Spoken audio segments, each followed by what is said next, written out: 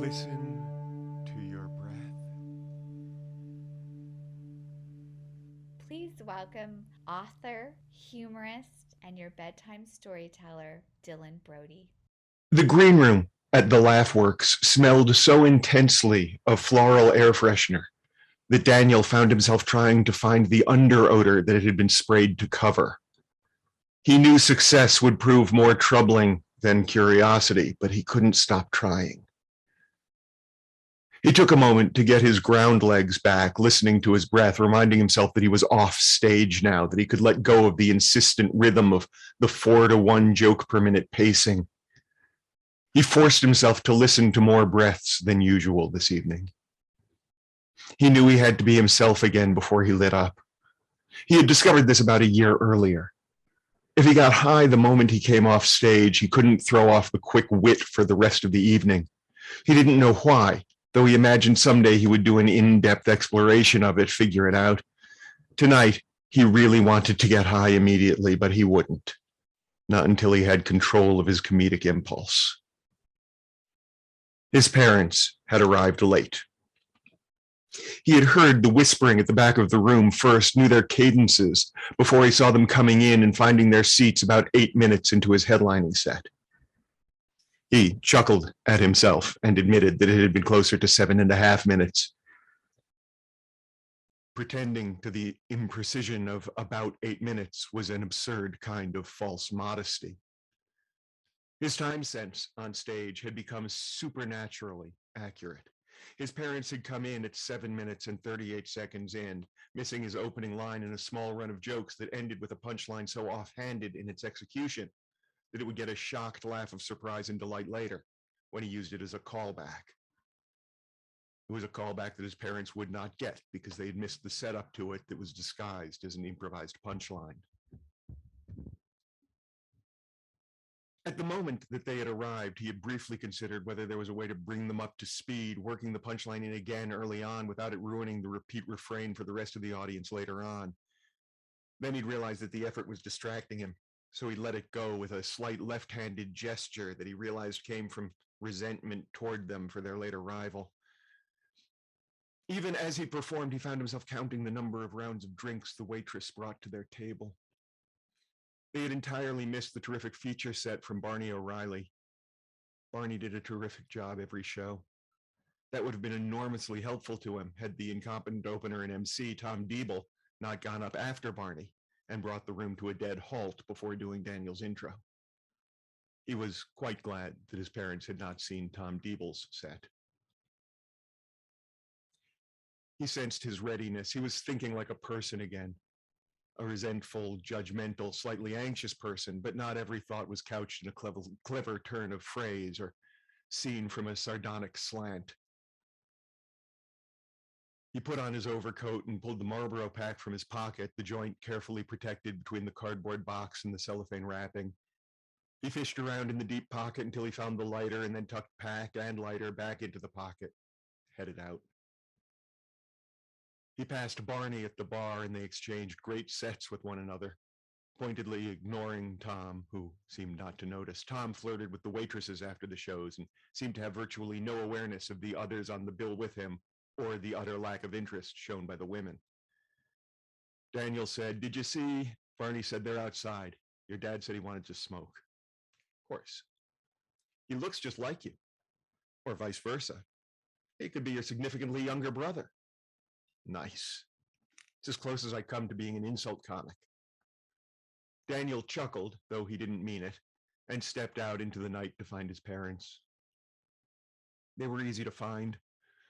Their cloud of tobacco smoke came from just upwind of the club's entrance, and Daniel stepped into it. His mother hugged him. She held him like a woman whose son had just been saved from a near drowning. Daniel said, "Hi, Mom." She did not let go. Paul said, "Okay, Ellen." She did not let go. Over her shoulder, Paul and Daniel exchanged looks of shared understanding, tolerance strained. Daniel said, "Okay, Mom." Ellen said, "You were terrific tonight. You know that?" "I do, yes." "Can I? You want to hug your father now?" "Actually, I want to smoke now, but I was going to hug Dad first just to be polite." Paul said, "Oh, that's sweet." I'm touched. Ellen let him go, but she continued to stand too close, looking up at him like a girl waiting to be kissed. When did you get so tall? It's a trick of perspective. If you stand further away, I'll seem smaller. Ellen said, don't be funny. She took a step back. No, seriously, much farther, until I seem to be the size that matches your memory. Paul punched him lightly on the arm and then wrapped him in a quick hug. He whispered into Daniel's ear, the smell of scotch and smoke heavy on the words. Really good show, Daniel. Just wonderful. Thanks. Is that a secret for some reason?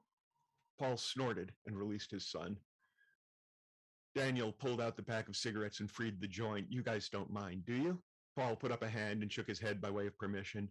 Ellen said, I really wish you wouldn't use that stuff. I know, Mom, but given the 4 drinks you've had this evening, he let the thought hang unfinished. He thumbed the flint wheel and the lighter clicked and sparked but did not light. I only had 2. Okay. He thumbed the flint wheel for a click and a spark. Tell him, Paul. I almost never have more than 2. That's how I know I'm not an alcoholic. I'm not one of those people who just keeps drinking. Daniel said, okay. Paul said, Ellen, what? Daniel clicked the lighter, frustration causing him to try several times in quick succession. Here, Paul handed him a book of matches. Thanks. He lit the joint and took the long first hit. He held it in. Paul said, I love that smell. Pot? Really? No, the matches, the sulfur. Oh, you want a hit? Nah, I'm good. Daniel nodded in approval. I got that right? Daniel said, yeah, no, I'm good. Perfect. Sounded like a bona fide prep schooler with a half-ounce a week habit. Sweet. Wow, it's like you've been practicing. His father wiggled his eyebrows at him and reached out with his thumb and forefinger. Daniel handed him the joint. Paul took a hit. Ellen said, honestly, Paul. What? But the word that started to come out of his mouth turned into a cough that came through his nose as he handed the joint back to Daniel. Ellen said, I didn't even finish the last one. Paul blinked slowly. I have no idea what we're talking about. There's no way I had 4 full rounds of scotch. No, you probably had 3.5. But they make them smaller than we do at home. Of course, that's probably it. Daniel felt the snark rising in his chest. He felt the tension in his throat that came with joke telling back when he was in high school, when he was uncertain and couldn't know if he was funny until he heard people laugh. Rather than speaking, he listened to a single slow breath and then took a hit on the joint. Paul said, I'm sorry we came in so late. You only missed about 7.5 minutes of my set. About 7.5? Ellen's voice held a mocking tone. 7 minutes, 38 seconds. You're kidding. You'll be able to tell when I'm kidding. There will be humor content. Paul snorted. Ellen dropped her cigarette to the ground, twisted the toe of her shoe on it to make sure it was fully extinguished, and lit another one. Daniel squeezed out the end of the joint, returned it to its place behind the cellophane of his cigarette pack, and pulled out a Marlboro. He lit it with the matches his father had given him, then returned the pack. Paul said, parking. Daniel said, yeah, that can take a while. Ellen said, we should know better by now. We've been living in Boston for, 3 years? Paul said, almost 4, but they make them smaller here than we do at home. Daniel laughed. Ellen said, I don't know what that means. Daniel said, it's a callback. Paul said, thank you. I knew there was a name for it. You too. And Paul and Daniel exchanged a look, both knowing that her playful, scolding tone covered a lack of comprehension. They stood in silence for a bit, smoking.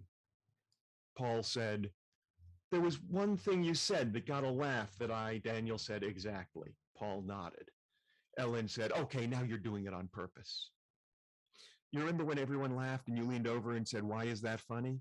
Yes, I do. I wanted to ask Daniel about that. Daniel said, it's a callback to a joke that I do in the first 5 minutes, so you guys didn't get it. Ellen said, and that makes it funny? Daniel said, yes. Well, I still don't really get it, I guess. Yeah, because, never mind, just trust me, it's funny.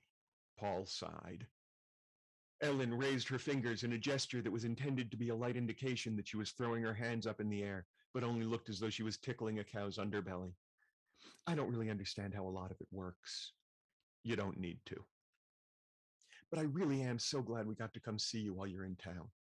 Yeah, me too. Paul said, and you're doing this show all weekend? Yeah. And how much of it is, you know, ad-libbed or whatever? Very little. Sometimes more, usually less. It's very impressive. Thank you. I live to impress. I know that about you. Daniel nodded. It makes me fear I have failed as a parent. You have. Paul chuckled. Ah, the joy of living without subtext. Oh, yeah, that's what's going on here. Ellen said, there is one thing I wanted to tell you. Paul winced. Daniel saw it and recognized it as the exact expression he had repressed, not being 4 rounds into transparency. When you went after that guy who talked to you, yes. You did that whole thing about, I am much cooler than you are. You can't outcool me. What? The heckler response, it's not, I am much cooler than you are. It's, you can't outcool me. I don't get the difference. Nuance and craft. Go ahead. Well, I know the people were all laughing and everything when you did the list, but yeah, sorry about that. You don't know what I'm going to say. Ellen, Paul warned, almost begging. What is that list you did? How did that go? Do you remember? Yes, I remember the bit. That's a bit? Yes. So, do you tell someone in the audience to yell at you so you can do that bit? What? No. Ellen. What? I don't know how it all works. Daniel stopped himself from sighing. He spoke from the top of his breath, lungs full, expelling none of his power before he began. That's my go-to heckler response. If someone heckles me, I do that bit. I have a couple of others of increasing intensity and hostility because I hate hecklers. The list is, you can't outcool me. I have a microphone and a spotlight. You can't outcool me. I get my drugs delivered. You can't outcool me. In 1958, my father slept with Allen Ginsberg. You can't outcool me. Ellen pursed her lips. And you were going to say that you wish I wouldn't say that Dad slept with Allen Ginsberg. Well, I just don't think it's very funny. And yet you heard the laugh it gets. Well, I think that's just because, you know. Paul said, I don't think that's right. His thoughtful tone suggested that he might launch into a full hermeneutic examination of the nature of that joke and the laugh it elicited. No? No. That's not just a homophobia trigger. It's also a particularly erudite social reference. I think different people in the audience are laughing at it for all sorts of different reasons. It says interesting things about the performer, his relationship to his father, his own social class, his upbringing, his education, how comfortable he is with homosexuality. It's a complicated joke, really. Daniel said, thank you. Also, it's true, isn't it? Ellen said, it makes me very uncomfortable. Well, you're not usually there, so. Paul said, I never slept with Allen Ginsberg. Ellen said, what? You thought I slept with Allen? She pursed her lips. Daniel said, I always thought you slept with Allen Ginsberg. Why did you think that? Daniel took a drag from his cigarette, thinking. He said, I'm not sure. Something about the way Mom responds whenever his name comes up, I think. I knew him, when we lived in San Francisco, but no, we never slept together. Ellen's words came out a bit rough and in a cloud of cigarette smoke. Well, you certainly liked spending time with him and those other boys. Yeah, yes, I did. But Allen, no, we never. You thought I slept with Allen? Ellen blinked, rearranging memories from long ago. Maybe we should discuss this when we're all sober. Daniel said, when would that be exactly? Daniel, don't be funny. Paul said to him sharply, almost angrily, be kinder, Daniel. Try. After a tiny pause, he said softly, your mother has more to repress than you can imagine. Wait a minute. Does it bother you less if you know it's not true? Ellen said, I don't know. I don't. All these years, I thought that was your big secret, Paul. Paul snorted. He squeezed his nose. What makes you think there's only one? Now don't you start with the jokes. Paul stepped behind her and wrapped his arms around her. He held his arms against her chest as he rested his chin on her shoulder. Daniel took a step back, just enough to bring them into a different focus as a couple. He could see fragments of youth in their spooned embrace. He could see time and shared history, a comfort in one another's shape that could only come from decades of familiarity. Sometimes I think the secrets we worry about don't matter nearly as much as the things we all know about one another. Paul raised his eyebrows, surprised, running the sentence over again in his head. Ellen tilted her head to the side so that her temple pressed against her husband's cheek. Paul said, "What time do you fly out on Sunday? Maybe we could all meet up for a brunch somewhere." "I could do that. That would be nice." The words surprised Daniel as he spoke them. He wondered if he'd smoked more of that joint than he'd realized. Ellen said, "Ooh, can we meet at the Dumarnez?" Paul said, "Oh, what a good idea. Let's do that." Daniel, not knowing what that was, said, "Okay, I'll get directions at the hotel."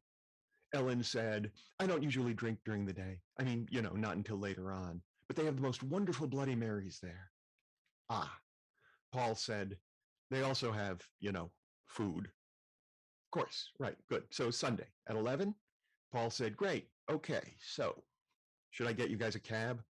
Paul waved him off with a gesture that meant I'm fine to drive, and Daniel believed him because it was easier than taking responsibility for their risky behavior. Ellen peeled herself free of her husband's arms and wrapped herself around Daniel for a moment. She said, "I think you really might be finally growing up into a genuinely decent person. You know that?" "Okay, I love you too, Mom. And thank you for promising not to do that bit anymore." Daniel glanced at his father, who gave him a gesture that said, "It doesn't matter, let it go," so Daniel did not correct her. Paul wrapped him in a quick hug and patted his back. "Okay, buddy, I'll see you Sunday." They turned away and wrapped arms around one another. Daniel watched them move off down the sidewalk, remarkably steady for the amount they'd drunk. He watched the easy gait of their affection, a loving couple, perhaps on the way to the school bus after band practice or off to the library after an English lit lecture. Their lives spiraling out behind them, intertwined, tangled, but still flowing like joyous ribbons. He wondered how he had never seen it before. He shouted, "Hey, Mom!" His parents turned to look at him from all the way down near the corner. He shouted, "Am I about the right size now?" "Perfect, honey. This is how I remember you." Paul shouted, "Come by the apartment after brunch. We'll stand you up in a doorway and do a pencil mark." Daniel snorted. He squeezed his nose. His parents walked away. He pulled the joint from the cigarette wrapper and realized his lighter didn't work. He returned it to the wrapper and watched them go, shrinking into the distance. He wondered why it is so much easier to like people when they are very, very small. Listen